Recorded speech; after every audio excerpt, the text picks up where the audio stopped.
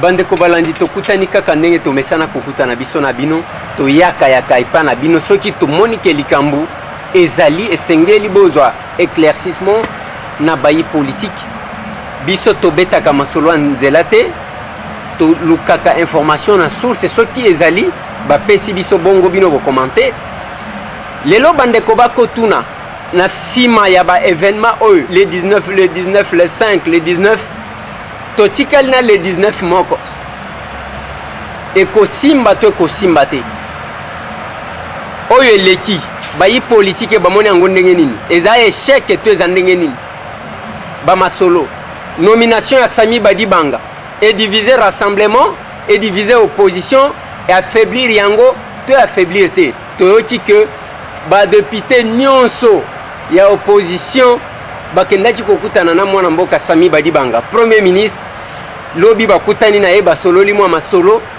est-ce que eza ndenge ya kokabola bibonga to eza ndenge nini ba masolo bande ko ngai to kobeta masolo o wana Louis Michel aye na Congo ayeli nini tomoni bakutani na Etienne Tshisekedi ba photo ebimina ba caméra mais côté mususu to kati ata eloko moko te eza koloba nini ba masolo 5 ans de marche na ye ekokoba to esuki soki ezali kokoba ba congolais ba espérer nini pona yango bande ko ngai to poneli bino mokolo mwalelo mwana mboka Martin Fayulu pona tokoka ko échanger na ye mbote mwana mboka Martin Fayulu mbote ndeko Eliezer santé malam ndingo zomona malamu lisu tozomona kaka noir ezanan oui noir wana et umela mwa muke mais okende y a pas de problème l'essentiel que monter au sala malamu santé za malamu nyonso za malamu na kombo ya ngolo tomona ka sima ya hospitalisation na yo awo kendaki poto ezaki ka pona ba soin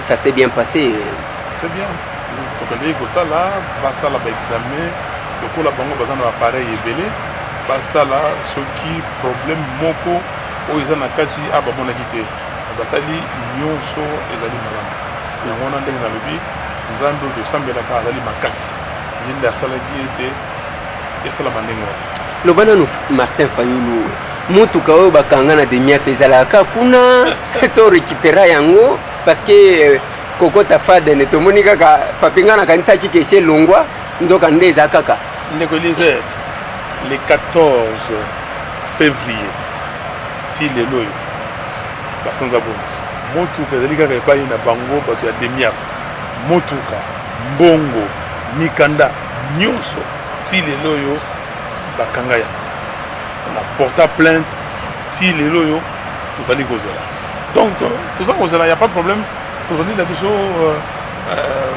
kozela nous sommes sereins zen ndenge omoni ndenge tovandi awa mais tokotalela bango soki tokosuka wapi na likambo wana Martin Fayulu boni rencontre na bino na collègue na bino Sami Badibanga actuel premier ministre ya lobi rencontre ya banani mais toyoki ke ba opposant bakendaki kokutana na cadre ya consultation l'opposant non écoutez ndeko Eliezer il ne faut pas que politique congolaise eza lokola lisano ya liyoto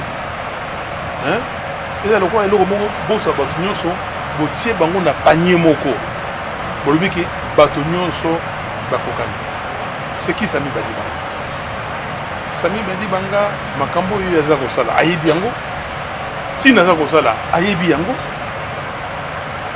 Sami Badibanga n'est pas membre du rassemblement oyebi yango alors soki ye moto ba utiliser pour Kabila azwa babeki pour Kabila azwa oxygène métallier pour que ndeko tuna ye soka lobi kaza membre ya rassemblement c'est que aza moto kobuka lokuta alors politique yango eza kobuka lokuta ou bien politique ezali makambo kotala ndenge mboka kokende mpona kobongisa ezaleli ya bana ya mboka nayebi likambo wana te soki akotanaki na bato wana ezali bango masolo basololaki etali ye na bato wana me mpona biso Sami Badibanga azali bato moko ya bato oyo bake koélargir groupe ya Kabila oyokaki nde tobengi majorité élargie la famille Kabila recomposée donc azali moto ya Kabila il n'est pas dans l'opposition merci il n'est pas dans l'opposition Azali Moukia Kabila Sami Badi Banga mais balobi moi Mboka Martin Fayulu balobi que bino boye baki 3 jours avant que Sami Badi Banga Moutoua Koleka premier ministre d'ailleurs vous l'avez soutenu indirectement pour que Batouba ait battu.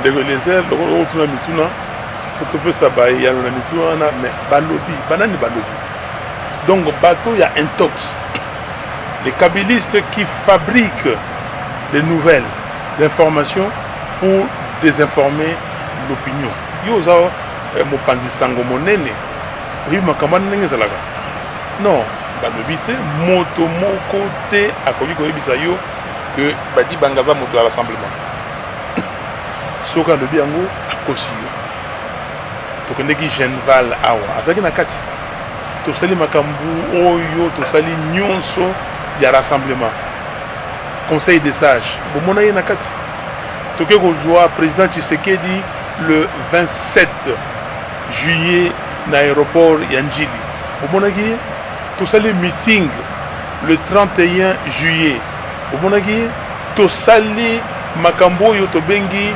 ya conclave bomonaki tobimisi makambo conclave tosali marche le 19 septembre bomonaki non ndeko nalingi koyebisa ba téléspectateurs na yo bato baza kolanda yo ba congolaise na ba congolais nyonso to tika lokuta to tika soki okoki likambo te tika soko za na difficulté vanda tala ndenge peuple alingi la politique ezali oyo peuple alingi yango yo okolanda mais sikoyo bato bamoni ke bakomi na kokoso bazali kofabrike makambo neto balingala kokobrike makambo pona ba dérouter peuple congolais il faut oser la cause la dérouter te tozana nzela moko marche na biso c'est le respect de la constitution toyoka ndegoleza le respect de la constitution elingi koloba nini elingi koloba ndenge article 70 elobani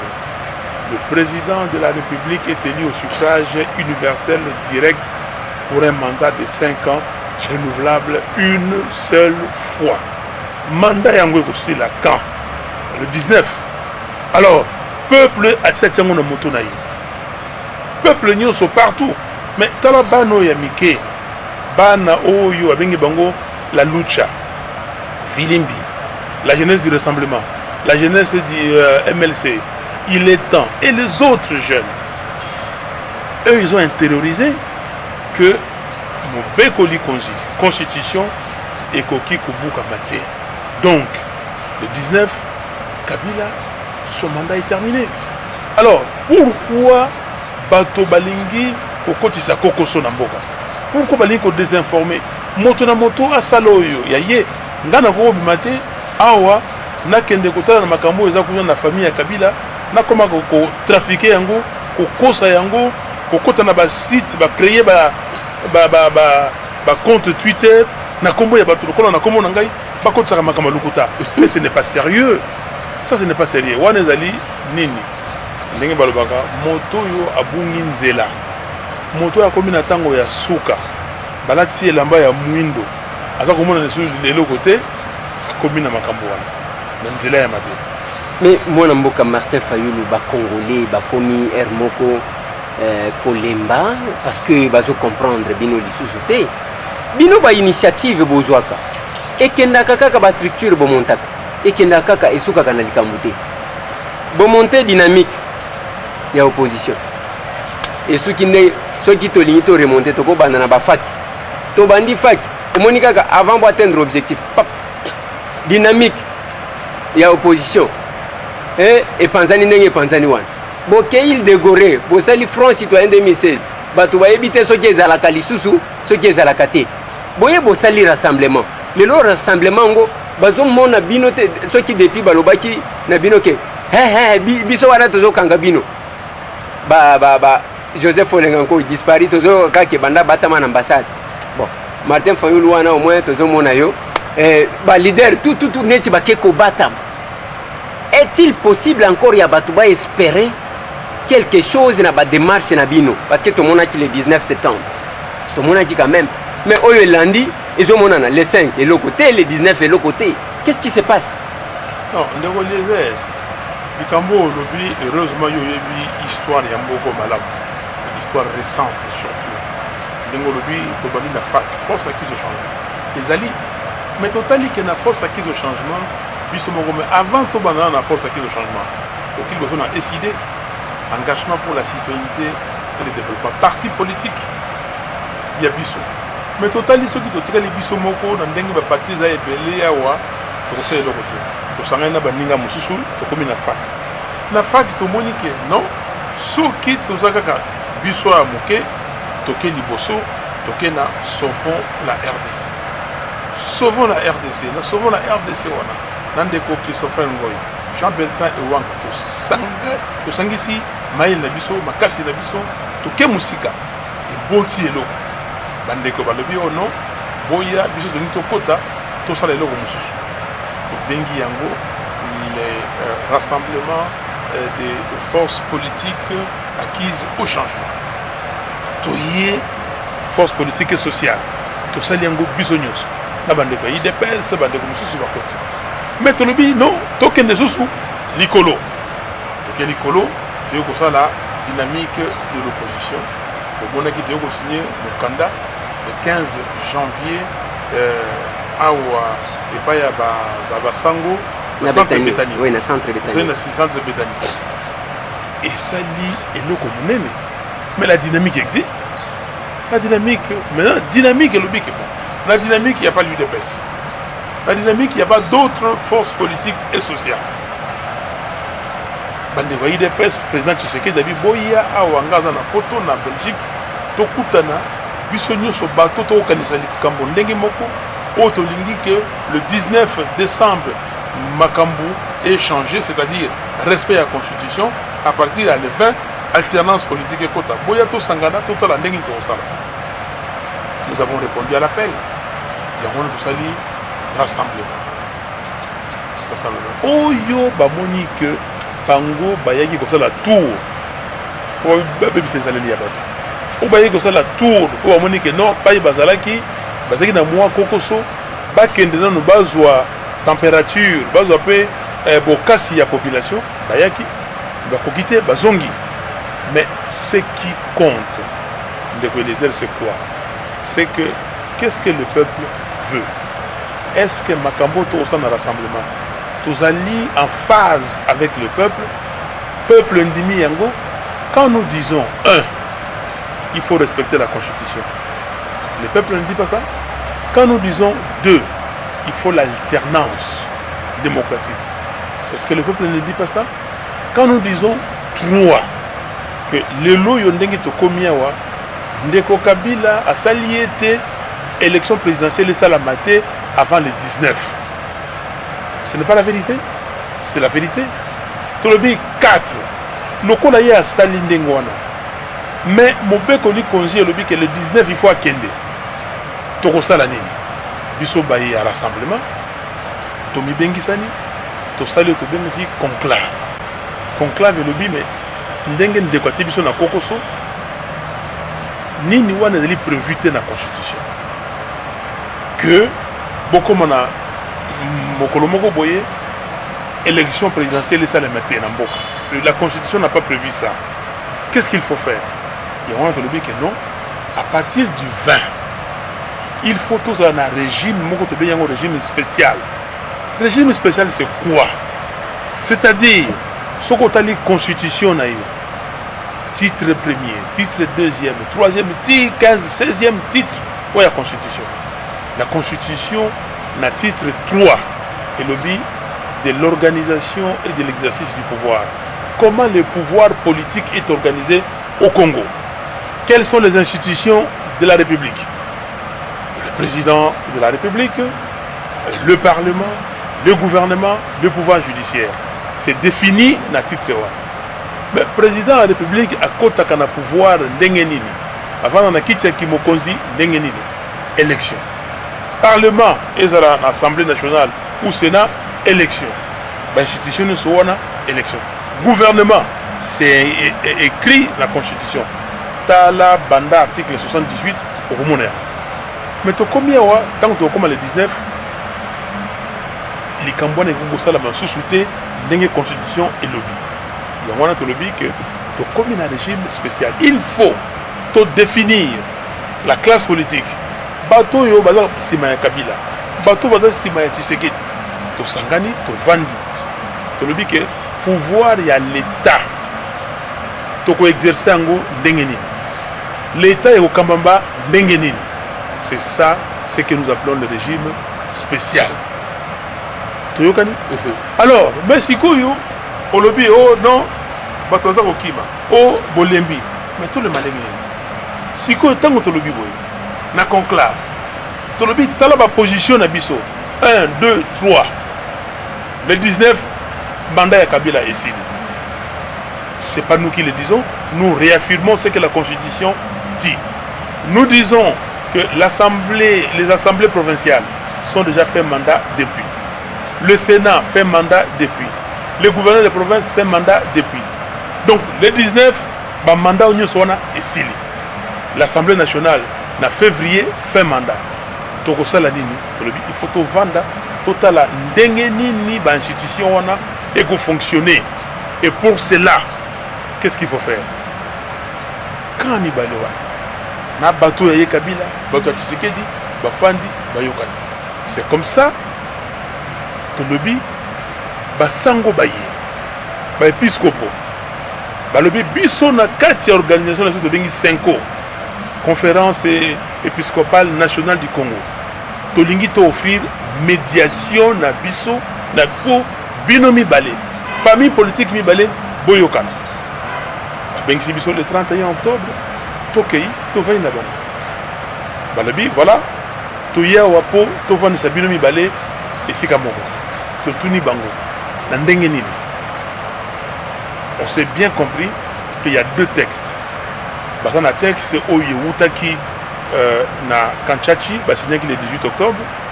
Bazana texte il y a biso, il y a rassemblement, ba position na biso na rapport de cela qui le 4 octobre. Balabi que à partir de ces 2 textes là tout solo là, tout la makambo, dengue et kokende liboso. C'est là où nous sommes. Tu fais ça qui chance na eloko wana. Tu le dis que non, banganga nzambe, basala parce que ce que tu le dis oh non, balba bango. Tu fais si bango chance. Tu peux tenir le 31 octobre. Tu peux tenir le 2 novembre. Tu peux tenir le 4 novembre. Tu peux tenir le 10. Bango basingi biso. Le 2 novembre, babi bon, boye la biso ba papier. Wana bokuta na banani. Na ba sango. Ouais. Ba évêque. To kota na bango. Boye la biso ba sengi biso ba biloko to pesi bango mikanda. Mikanda nyonso ba sengi to pesi bango. Oyo ya suka to pesa bango mokolo ya mine mikolo mino eleki to pesi bango to ko zela bango totala. Mais eloko to ko loba ezali le 19. Kabila a mandaté. Ça, c'est pas Fayoulou qui le dit. Ça, c'est pas les rassemblements qui le dit. Ça, c'est la Constitution qui le dit. Oui. Et ça, c'est le peuple congolais qui le dit. Nini koleka concrètement les 19 mois Namboka Martin Fayoulou. Parce que, awa, batu, date ya les 19 pango, et kota tellement na mito bato pon ou bato bazo mito na finalement, et cause à la fin du monde, bato majorité balobi, il y aura un matin, il y aura un soir. C'est comme si Bino Boloba qui est cause à la tête. Bon, qu'est-ce qui va se passer concrètement les 19? Et ensuite, après les 19, Nini Koleka. Fidel Castro est mort, il y a eu un matin, un soir, Bouto Bokota, Tongo Ekotana. Bouto ont changé Makambo Nzamba Salazé. Tongo Ekotana, Bouto Ekokota. Et Makambo Nzala. Mais les 19, c'est les 19. Les 19, Ningo Banini. Les Camerounais sont des bandela, Penasuka. C'est ça. Alors, quand vous dites, Elo Oni au Salama. Mais le au Salama, Ndeko Eliezer, na Sengi Yoko, na Yuro, na Makambo. Nous avons parti sango ya kafu kafu on a makamuna nzela na cessé tanga rapport na biso ya conclave tout est là le 19 Kabila le mandat est fini et qu'est-ce que vous voulez d'autre que je dise le mandat est fini oui ou non c'est comme ça comme le mandat est fini et comme nous n'avons pas d'élection il faut un régime spécial. Comment organiser le pouvoir de l'État.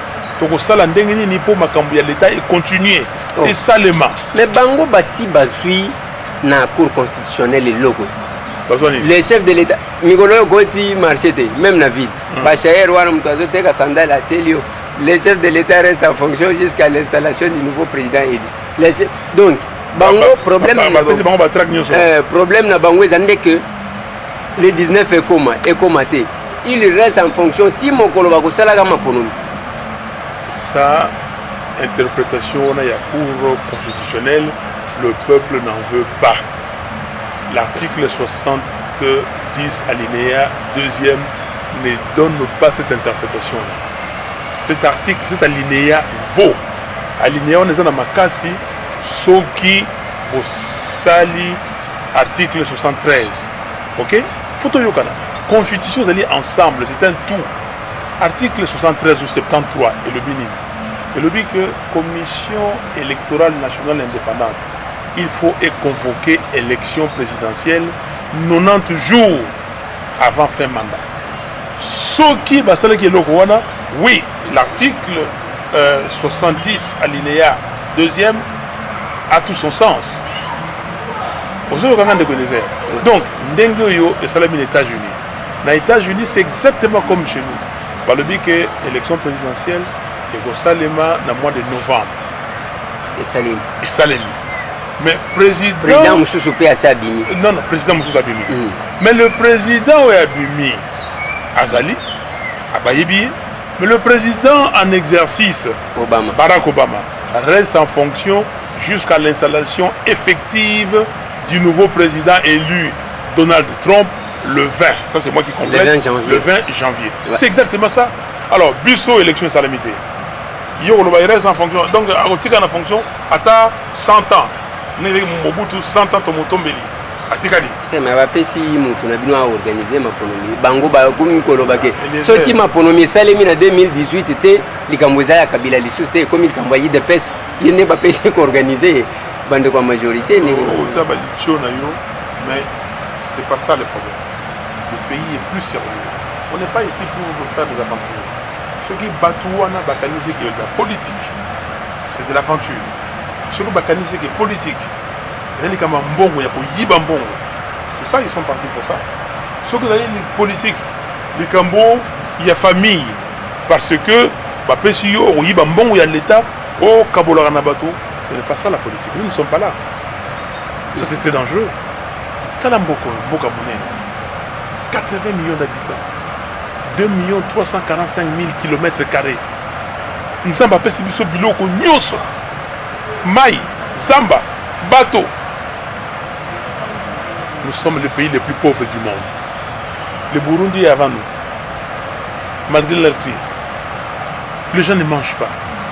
Les gens ne se soignent pas. Banaba aucune classité. Donc, si vous avez un bateau, 80 millions d'habitants, budget à 4 milliards de dollars. Est-ce que c'est normal? Même des gens incompétents, ils sont mboka mususu. Mamboko yo batu bazaya na makoki. Oyo batu bazana bon moto. Les gens refusent. Au moins que les kilo et les kilo on dit que non, non kokate. Non kokate. Parce que ce n'est pas moi. Au moins na France. Jacques Delors, président, il y a communauté européenne, Union européenne. Tout le monde publicité, Jacques Delors, président. Mais à Tali, à l'objet qui est bon, Nako Kamakambo, il y a une économie, peut-être la pression, Nako Kate. En âme et conscience, à l'objet que non, je ne suis pas candidat. Ah ouais, bombarder au titre. Vous n'avez jamais travaillé. Vous ne connaissez absolument rien. Tango, notion, concept, il faut tout dire. Tu n'as même aucune idée sur ça. On dit oui. Mais pourquoi? Alors, là, de deux choses l'une. Ou bien, vous allez marionnette. C'est ça? Marionnette, ou bien, parce que comme Papa Wemba paie à son âme, aloba awa na Congo chance eloko pamba donc moto nyonso parce que bakoki kozwa yo même na fulu baye balobi ke non moto azaboye alors sikoyo bapesi sikoyo information désinformer la population bakomi kobeta tangwa ndenge olobi batrake banini toyoki mosusu na batrake ya chiluba oh chintu chetu oh boye nini. Est-ce que le Congo est réduit à ça? Est-ce que c'est ça le Congo? Congo, il y a Yunangaï. Congo, il y a 80 millions d'habitants. Congo, il y a Lumumba. Congo, il y a Kimbangu. Yango. Congo, il y a ceux qui ont l'université. Qui était Lumumba? Lumumba a fait la politique. Lumumba a demandé l'indépendance avec les Kassavou et tout ça. Au Congo, c'est la boye. Lumumba et les autres ont demandé l'indépendance pour que Beni, on viole les enfants et les femmes tous les jours, pour que nos populations du nord Kivu, du sud Kivu et de l'autre côté de l'Ituri, bazanga pesa kolala, bakomo lokola, babola, banetike, batika bandako na bato mosusu. C'est ça le Congo. Est-ce que ndegonangai tout ça baliginzela? Les gens pensent que mokili suki yao, mokili suki yao. Congo eza ko continuer tokoleka tokotika alors yango na biso tolobi boye que tokokoba se kokoba tokosala oyo peuple eza kosenga peuple lobi ke Kabila eza kokele yango na eza kokomisa bana oyo ya Lucha Filimbi, les jeunes du rassemblement, les jeunes du MLC, les jeunes de Iletan et tout ça parce que bango ba intérioriser yango bato baza ko banga. Oh, c'est que je le plains. Non, mais moi, Martin Fayoulou, est-ce que aux hommes on a que vous êtes affaibli? Nanini. Nandengebo. Yo n'ongo moninga ya wa affaibli. Yo kaka cité. Nazo monaka Martin Fayoulou, yemo côté parce que yo opposition na yo mututu alobake wana ata bazalaka radical wana ya yeleki. Yango bataksa yo même que mutu na yesala ka bienté. Pour lingaka.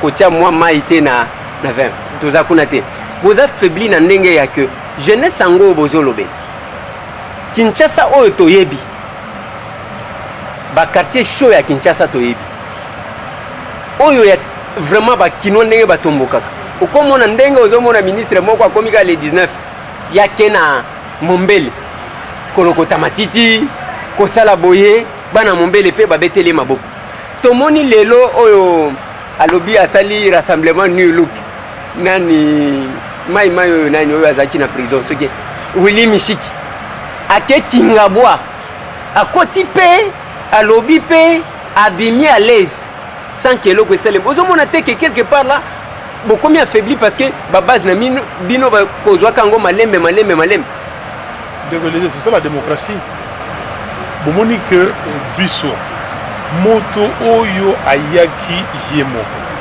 abimi yemoko to ça nini to ndo beta tangwa to ko pekisa ye po balo ba ils sont pas tolérants mais bango baza ko kende ko sala ndengo na mais pourquoi batiki biso te to sala oyo tolingi pourquoi batiki te ba jeune na campagne na bango Kabila bye bye basala to lobeki le 15 comment dire août 2015 tango tozalaki dans les 15 c'était août septembre le 15 septembre 2015 tango tozalaki na Njili na Sainte-Thérèse nous avons dit au revoir à Kabila que le 19 nous allons dire au revoir à Kabila mais est-ce que ce que les jeunes gens ont fait c'est un problème? Les gens doivent manifester. Aux États-Unis Trump a gagné mais il y a des villes, il y a des États où les gens manifestent. Mais il arrive, moto après, il a dit non, Botika, il a gagné à sa président à Bissau. La Pexi Batono a manifesté. Pourquoi M. Ngoïka Sanji a besoin quelqu'un dit Wewa, Awa, a Pexi Bangombongo, Batambola, Montagosa et Loko, a Golobeloko, a Salité. On a dit Bissau, sur le Bissau, ça les locaux, Bapekisi. Non, c'est pas normal, c'est pas sérieux. C'est la démocratie. Dès qu'on a gagné Eliezer, ndenge za koloba wa bana mboka baza kolanda mboko za mboka na biso. Nous avons tous les devoirs et c'est d'ailleurs l'essence de l'article 64, de défendre le pays, de défendre la Constitution et de faire échec à tout individu, au groupe d'individus qui veut prendre le pouvoir par la force ou qui veut l'exercer en violation de notre Constitution. Pour le Bagui Makambo, il y a Cour constitutionnelle. La Cour constitutionnelle n'est pas au-dessus de la Constitution. La Cour constitutionnelle n'a jamais dit que ce qui est l'élection salamité, Kabila Tikali, jamais. La Cour constitutionnelle a répété exactement l'énoncé de l'alinéa 2 de l'article 70. Exactement. Mais il y a le ce qui Cour constitutionnelle de l'article 73. Ce qui Cour constitutionnelle de l'élection salamité, Babanda. S'il n'y a pas d'élection, c'est passé. Alors, Tovan Daniel, Totala, Kabila, Tika, et bon, la chance la 5 ans, c'est quoi est là? Juste de quoi dans la 5 ans. Pour le but, Tala va principe Topesi. Tala, Makamu, Neyerode. Sinon, oh non, rassemblement basé dans la rhétorique incendiaire. Non, c'est pas la rhétorique incendiaire. Le rassemblement est en train de vouloir la paix, la sécurité de ces pays. Mais bateau yo bateau dans la rhétorique incendiaire. Tant que M. Kabila a la 5 ans, basa la Makawana. Ce qui est Moutou Oyo a qui paix. Est-ce qu'il fallait que nous nommions M. Badibanga? Qui veut le discorde? Qui veut le désordre? C'est le rassemblement où Kabila et sa famille politique. Bango Siko Bango Kabola, papier, Mikanda, Trax, Banini partout. Lingala, Dachiluba, Datsoginini. Hermoko Soki, Moni, organiser manifestation. Bango Bamisi Batract et manifestation exaltée. Ouais, c'est un problème. Moi, Namboka Martin Fayoulou Tozana Souka, question au Congolais Bazomitou. C'est sur la visite de Louis Michel. Louis Michel a yeko sala nini nangonga oyo tomoni akeli mete on a quand même bilili monani mais toyoki ke akendaki pe côté mususu pour bilili monana kité est-ce que ayeko se réconcilier na mutu na ye to ayeko pesa ye message to ayeko pesa ye ba stratégie ya kosala nini to encore ayeko sololana bino rassemblement pona bokota boadere na makambu ya gouvernement ya Sami Badibanga. En tout cas, Louis Michel n'est pas venu pour le gouvernement Sami Badibanga. Ça, il faut le demander à M. Louis Michel. Qui a mon président Tshisekedi, Basololi, dans toute la France, au Bognon, on a bilili. Pas celui qui paye Moussou, on a évité, celui qui m'a commandé Guinée, on a évité. Pour nous, ce n'est pas tant, oh non, d'alimenter tout, Bakwa au Kendebele. L'envoyé spécial du président Omar Perielo à Zalaï. Dans la semaine, au Moni Djinit, Moto envoyé spécial il y a le secrétaire général de la nation à Zalaï Kouno, l'ambassadeur à Zalaï Kouno. Ce qui a lié pour la Belgique, ils ont la carte de la communauté internationale. La Belgique, Union européenne. Louis Michel Azalina, parlementaire européen. Oui, que le Parlement européen va sanction pour nous. Est-ce que il pour un monde dans les cas, nous sommes faux, biso et le gotoyebi que bateau bazaroya, nous avons fait sa bango situation comme les membres du Conseil de sécurité qui sont venus. Tout ici bango, makambo tout petit bango mikanda, les Congo vu par le peuple congolais et vu par nous. Martin Fayoulou akeko batunaye mais tout le monde a Moïse Katumbi to confirmer alliance entre les sites na Moïse Katumbi ou bien Zaka visite de courtoisie ou bien rencontre. Martin Fayoulou les membres de l'Assemblée, oui. Je donne la réponse à votre place. Moïse Katumbi est membre de l'Assemblée, oui ou non? Oui. Je donne la réponse à votre place. Donc ke epai nyonso oyo membre ya rassemblement azali membre ya rassemblement il faut donc cela est est-ce que Martin Fayulu akendeki epai ya Tshisekedi oui ou non est-ce que Martin Fayulu akutanaka na bamembre mosusu oyo ya rassemblement awa na Kisasa? Moi mboka Martin Fayulu toza na suka na nyota la caméra congolaise à la diaspora oyo bakomaki un peu découragé ici que ba leader bazo sala le côté tozo mona unité donc ezala ba Kinshasa bazo tungisa kabiso parce que ceux qui koluka yo eza pambate eza mwana tozo yoka bango te baza wapi ndekweli ngeni yango to yekolu moi message otali caméra opesi bango message nini okopesa le message ezali simple bana ya mboka omoni ndenge président Kennedy alobaka kuna bango na Amérique na États-Unis koloka te olobo no Amérique ekosala nini mpo na ngai yo luko oloba okosala nini mpo na Amérique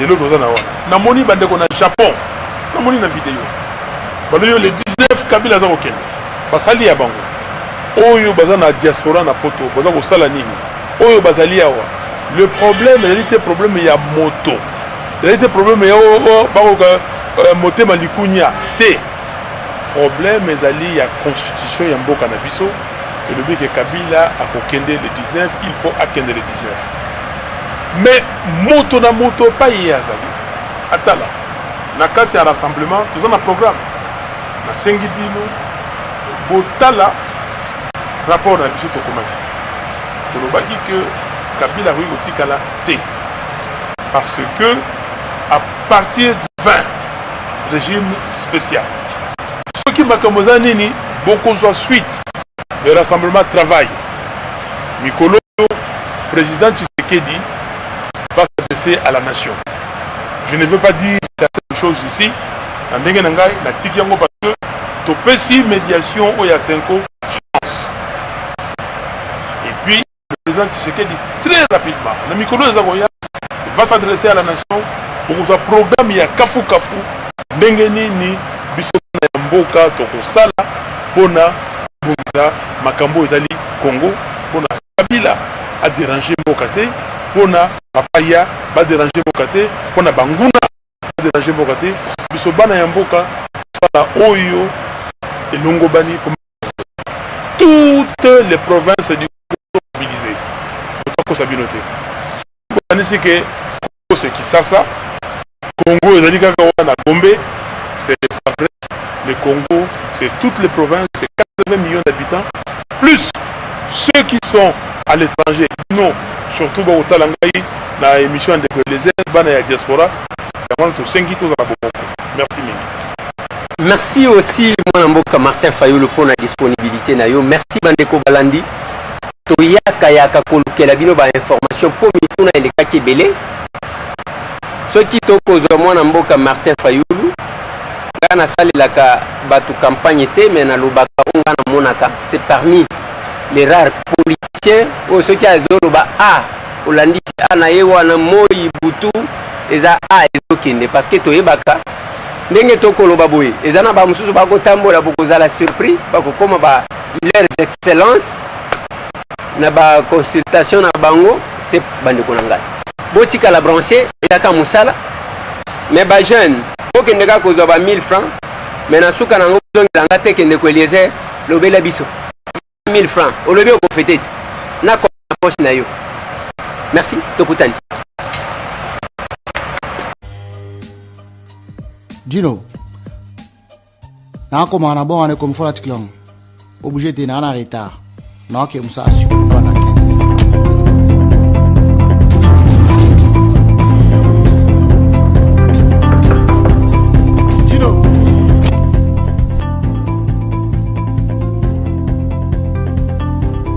Dino on y donc ils ont Afronote.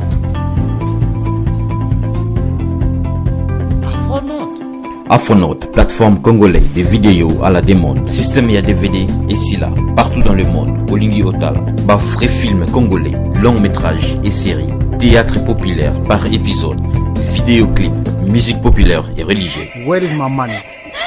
What money? I delivered your money. Don't play games with me.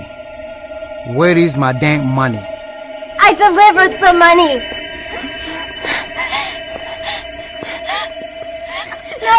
No. Très facile à utiliser avec votre ordinateur, tablette, cell phone et télévision. Tapez simplement www.afronote.com.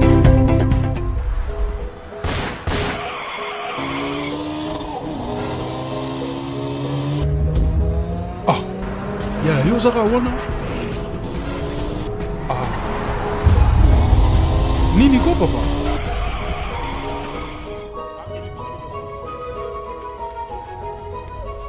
Afronote. Ah. Nouvelle technologie contre la piraterie, pas comme YouTube.